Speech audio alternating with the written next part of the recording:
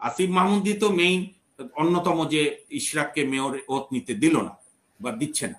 তো সেইখানে তার তাহলে উচিত ছিল তার যে রাজনৈতিক আদর্শিক গুরু, এই যে তাদের একটা সময় এদের সবার গুরু ছিল আসিফ নজরুল। বিএনপির ত্রুটি ধরা তো সহজ, বিএনপি ক্ষমতায় নাই, কিন্তু যারা দায়িত্বে আছে, এই একটি দক্ষিণ সিটি কর্পোরেশন যদি আপনি ব্যাডলি হ্যান্ডেল করেন, তা আপনার উপর আমি আমার সমস্ত পর্বের দায়িত্ব পালনে আপনি যে সঠিক হবেন এর বুঝবো কিভাবে আমি? 311 কোটি টাকা যদি 9 মাসে হয়, 311কে 9 দিয়ে ভাগ দেন। আর শেখ হাসিনার এপিএস, তাও শেখ হাসিনা প্রধানমন্ত্রী ছিল রাইটলি অর রংলি, তার 400 কোটি হয়েছে 14 বছরে। তো ভাগ করে দেখেন তো তাহলে দুর্নীতিবাজ বেশি কারা? প্রথমে হচ্ছে যে রাজনৈতিক দলগুলোর সঙ্গে তো বৈঠক করতেই হবে, কারণ নির্বাচনে তো ধরেন 18 কোটি জনগণের সঙ্গে তার আলাপ করে ইউনূস সাহেব নির্বাচনের শিডিউল ঠিক করতে পারবে না, সংস্কারের কার্যক্রম করতে পারবে না। সুতরাং রাজনৈতিক দলগুলো বড় ছোট মাঝারি বা বিভিন্ন শ্রেণী পেশার যারা আপনার কি যেন বলে পেশাজীবী সংগঠন আছে, যার যার সেক্টরে রিফর্মের আগে তাদের সবার সঙ্গে ইউনূস সাহেবের কথা বলতে হবে, এবং সেটা উনি বলছেন। এখানে মনির ভাই আমাকে ভুল বুঝেন, আমি কখনোই বলিনি যে বিএনপির সঙ্গে আলাপ করলে কোনো সমস্যা। বিএনপির সঙ্গে তো কন্টিনিউয়াস আলাপ করতে হবে, অন্যান্য দলের সঙ্গে করতে হবে, বিএনপির আলোচনাকে আরো বেশি গুরুত্ব দিতে হবে, যেহেতু বিএনপি অন্যতম একটি বড় রাজনৈতিক দল, জনগণের একটা বড় অংশকে তারা প্রতিনিধিত্ব করে। কিন্তু ডক্টর মোহাম্মদ ইউনূসের এমন কোনো আচরণ করা সঠিক হবে না যেটা মনে হয় যে উনি বিএনপির দিকে বা বিশেষ কোনো অনেক সময় জামাতের দিকে বা এনসিপির দিকে ঝুলে গেছে বা ঝুলে পড়েছে। এখান থেকে ওনাকে হাঁটতে হবে সূক্ষ্ম সুতা দিয়ে। এবং এগুলোর নজির তো আমাদের অতীতে বিভিন্ন অস্থায়ী সরকার বা দু একটা তত্ত্বাবধায়ক সরকার প্রধানও, ধরেন জাস্টিস হাবিবুর রহমান শেলী, জাস্টিস শাহাবুদ্দিন আহমেদ, তারা তো এগুলো প্রমাণ দিয়েছে যে সব দলকে সমন্বয় করেও নির্বাচন করানো যায়।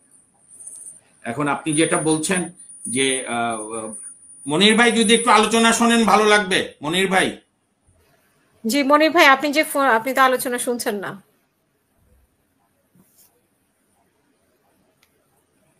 মনির ভাই, আপনি আলোচনা না শুনলে আমার ভালো লাগে না, আপনি আমার প্রিয় মানুষ।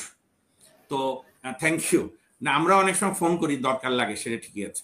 তো আমি যেটা বলছি যে বিএনপি সহ সবার সঙ্গে আলাপ করবে এবং আলোচনা অব্যাহত রাখতে হবে। কাজ তো খুব চাঁদে যাওয়ার কাজ না, রকেট সায়েন্টিস্টের কাজও না হাসিনা।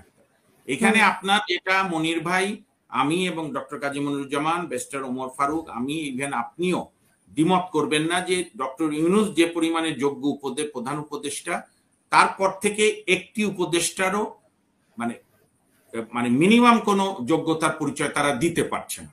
এবং এই যে আমাদের ইশরাক হোসেন সাহেব, ইশরাক হোসেনের প্রতি আমার একটা, আমি বিএনপি না করলে ওনার প্রতি আমার একটা দুর্বলতা আছে। ওনার শুধু সংগ্রামী চরিত্রের জন্য না, ওনার বাবা আমাদের খুব প্রিয় মানুষ ছিল, বীর মুক্তিযোদ্ধা। এবং 71-এ খালেদ মোশাররফ যখন গেরিলা বাহিনী গঠন করলো, আপনি জাহানার ইমামের রুমি, যে শহীদ জননী জাহানার ইমামের ছেলে রুমিদের, সেইখানে আপনার আমাদের প্রয়াত সাদেক হোসেন খোকা সাহেব, উনি অন্যতম সেরা গেরিলা যোদ্ধা, ঢাকা শহরে এসে ব্রাদার্স ক্লাবের অন্যতম সংগঠক ছিলেন।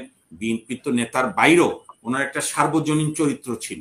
আরেকটা বিষয় আপনি এটা না বললে, মানে আমাদের নাগরিকদের দায়িত্ব সবার খারাপটাও বলতে হবে, আবার সবার ভালোটাও বলতে হবে। সাদেক হোসেন খোকা সাহেব হচ্ছে সেই মেয়র যিনি তার আমলে মুক্তিযুদ্ধের সকল সেক্টর কমান্ডারদের নামে রাস্তা করেছে, কমিউনিস্ট পার্টির নেতাদের নামে করেছে, বিএনপি নেতাদের নামে করেছে, আওয়ামী লীগের নেতাদের নামও করেছে, 4 জাতীয় নেতাদের নামও করেছে।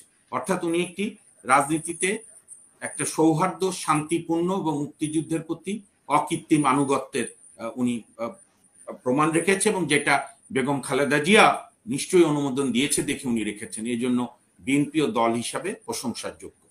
এখন আসেন ইশরাক সাহেবের ঘটনা। আমি আর ডিটেল বলছি না। প্রথম কথা, মামলার পরিচালনাও নানা দুর্বলতা ছিল, ইশরাক সাহেবের উচিত ছিল আরো স্বচ্ছভাবে পরিচালনা করা। কিন্তু যেটাই ঘটুক, রাইট হোক রং হোক, আমরা আইনের ভাষায় বলি, একটি কম্পিটেন্ট কোর্ট যখন রায় দিয়েছে, মানলাম নির্বাচনী ট্রাইব্যুনালের রায় খুবই খারাপ, তাহলে এই যে আসিফ মাহমুদ যে উপদেষ্টা, যে এখন ধরেন কথা তো ডাইরেক্ট বলতে হবে, এই দেশে তো কেউ দুধ ভাত খায় না, ঘাসে মুখ লুকায় লাভ নেই। আসিফ মাহমুদি তো মেইন অন্যতম যে ইশরাককে মেয়র ওত নিতে দিল না বা দিচ্ছে না। তো সেইখানে তার তাহলে উচিত ছিল তার যে রাজনৈতিক আদর্শিক গুরু, এই যে তাদের একটা সময় এদের সবার গুরু ছিল আসিফ নজরুল, তারা মনে করতো আসিফ নজরুল হচ্ছে আপনার নাম কি, এই যে ওমর ফারুক ভাই বলতে পারবে, লর্ড ডেনিং এর মতো সব বোঝে, বাট বাস্তবে হচ্ছে আসিফ নজরুল আইন ছাড়া আর বাকিটা বোঝে, আইন কিচ্ছু বোঝে না, এবং তার প্রমাণও সে প্রতিনিয়ত রাখছে। তো এখন যেটা হচ্ছে, আর খালি মনে করে ল ডিপার্টমেন্টে পৃথিবীর সব জ্ঞান আছে, আর কোথাও কারো কোনো জ্ঞান নাই, ওর আর ওর ছাত্র আর সাবেক ছাত্র আর বড় ভাইদের মধ্যে জ্ঞান। আসিফ নজরুলের ওপিনিয়ন তো লিগ্যাল ল মিনিস্ট্রিতে পাঠানো হলো, কি মিনমিন করে বলল এবং পুরা সময় নষ্ট করে দিল।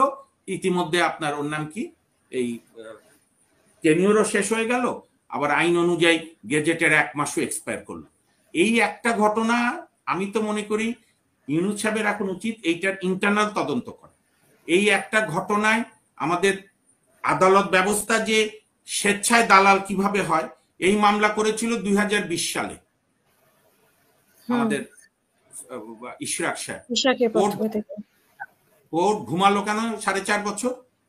তারপরে এই মামলার বাদী হচ্ছেন সংগ্রামী নেতা ইশরাক সাহেব।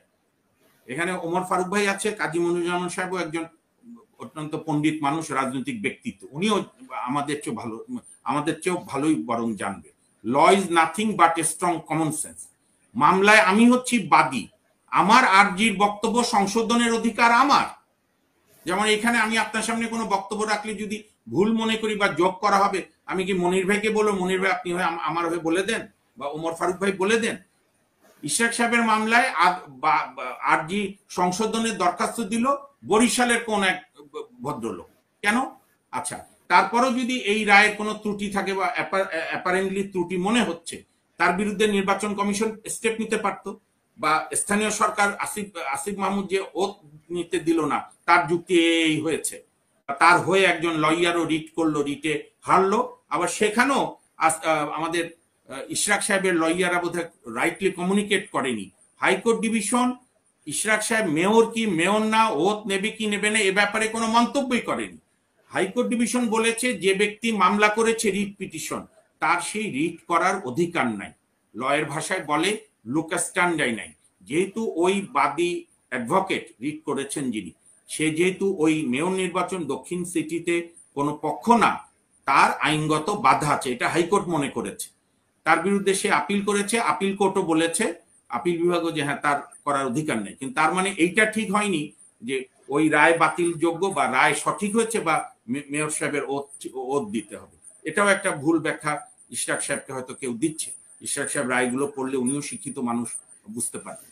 তো সুতরাং এই পুরা ঘটনায় বিএনপি তো রিসিভিং এন্ডে, বিএনপির ত্রুটি ধরা তো সহজ, বিএনপি ক্ষমতায় নাই, কিন্তু যারা দায়িত্বে আছে, এই একটি দক্ষিণ সিটি কর্পোরেশন যদি আপনি ব্যাডলি হ্যান্ডেল করেন, তা আপনার উপর আমি আমার সমস্ত পর্বের দায়িত্ব পালনে আপনি যে সঠিক হবেন এর বুঝবো কিভাবে আমি?